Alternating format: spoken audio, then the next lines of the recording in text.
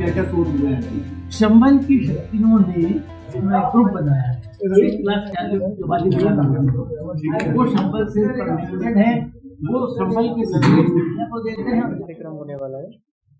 देखिए, कल 26 जुलाई को जो कार्यक्रम हो रहा है वो रोटी क्लब बरेली नॉर्थ और पूजा सेवा संस्थान द्वारा उसका आयोजन किया गया है। और कल की विचार मंच के जो संयोजक हैं श्री अशोक कुमार घई जी, वो हमारे मुख्य वक्ता के रूप में उस कार्यक्रम में होंगे। और उस कार्यक्रम का आयोजन अर्बन कोऑपरेटिव बैंक की सभागार में होगा। 10:30 बजे से लेकर 1:30 बजे तक चलेगा ये कार्यक्रम।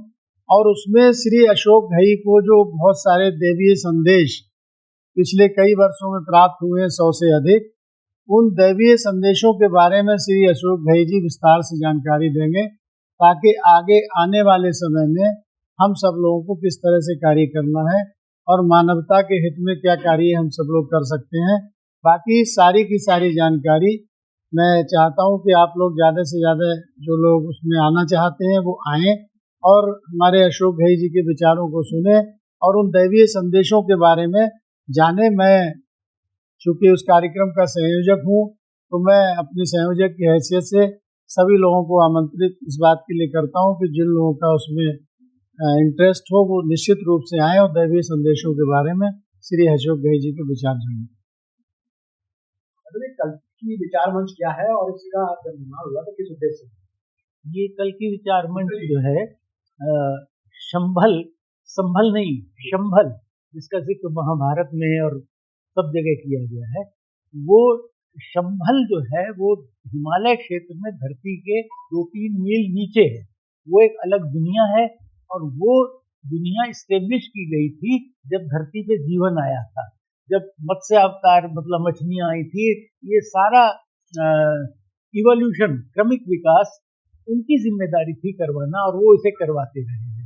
लेकिन अब उन्हें एक युग परिवर्तन करवाना है जो शायद लाखों साल बाद हो रहा है। तो क्योंकि ये युग परिवर्तन होना था और उसमें मनुष्यों की भागीदारी भी निश्चित करनी थी, इसलिए उन्होंने बहुत से चमत्कार दिखाए हैं, क्योंकि बिना चमत्कार दिखाए कोई मानता नहीं है। तो दैवीय संदेश जो होते हैं वो चमत्कारों के माध्यम से ही होते हैं।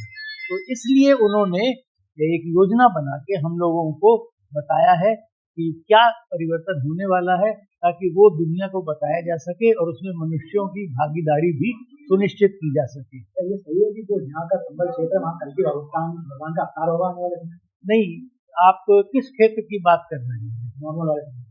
नहीं, ये उसका एक ब्रांच ऑफिस है। उनका जन्म हमें मालूम है 1995 में हो चुका है और उस संभल में हुआ है जो हिमालय क्षेत्र में धरती के नीचे एक अलग दुनिया है।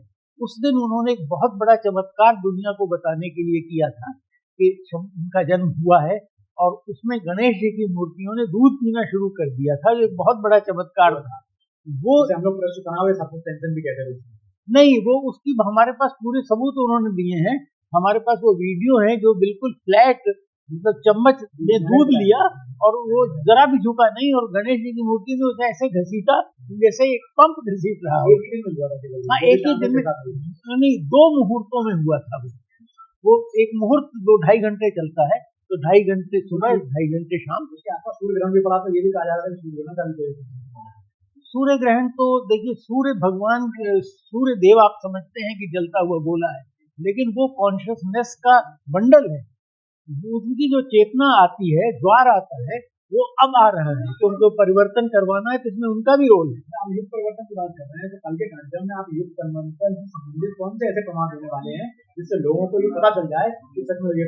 हमारे पास 100 से ज्यादा ऐसे चमत्कार दिखा के हमें संदेश दिए हैं दैवी शक्तियों ने, जो कि दुनिया का बड़ा से बड़ा वैज्ञानिक सोच भी नहीं सकता। करना तो छोड़ दीजिए, इसे दुनिया की यूनिवर्सिटीज ने, IITs ने जांच की है और सर्टिफिकेट दिया है कि भाई ये तो दैवी संदेश है और किसी पर्पज के लिए दिए जा रहे हैं।